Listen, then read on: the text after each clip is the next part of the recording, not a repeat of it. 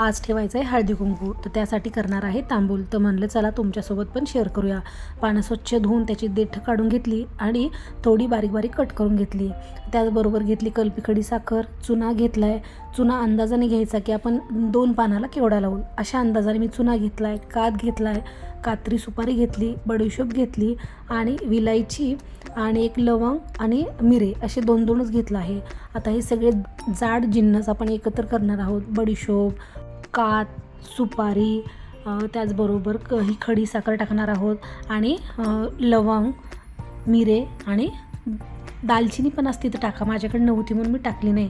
त्याचबरोबर तुम्ही इथे धना डाळ पण वापरू शकता, पण ती मी नाही टाकत. त्यानंतर हा सगळा छोटी पोडी होती चुन्याची, ती सगळी कट करून ह्यामध्ये घातली म्हणजे छान असा त्याला कलर येतो. हे आपल्याला मिक्सरला चांगलं बारीक करून घ्यायचे आणि त्यामध्ये नंतर हळूहळू ही कट केलेली पानं आपण त्यामध्ये टाकून घेणार आहोत. पानामध्ये खरं खूप कॅल्शियम असतं आणि ज्यावेळेस खोकला येतो त्यावेळेस पानं खाल्ली ना तर खोकला लवकर कमी होतो असं म्हणतात. तर आपण काय करणार, पल्स मोडवर ह्याला फिरवून घेणार. त्यानंतर परत थोडी पानं घेणार आणि ह्यामध्येच ॲड करत जाणार. अशा प्रकारे केलं की तुमचं तांबूल असं छान ओलसर तयार होतं. तर अशा प्रकारे मी दुसरे पण पानं टाकून घेतले आणि त्याचबरोबर पल्स मोडवर हे बारीक करून घेतलं.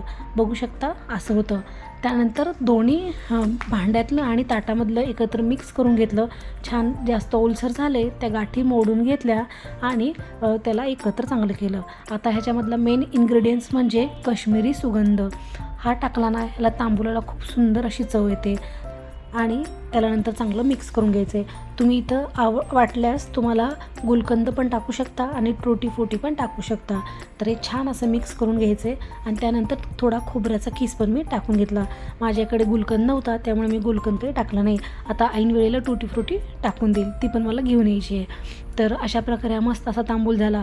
आपण जर सवाष्णीला पानं दिले तर हे असेच पान कुठेतरी सुकून जातात, घरी गेल्यावर कुठेतरी ठेवून देतं माणूस.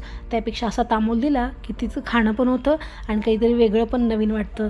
तर अशा प्रकारे हा माझा तांबूल तयार झाला आहे. तुम्हाला कसा वाटला प्लीज कमेंट करून सांगा. व्हिडिओ बघितल्याबद्दल धन्यवाद.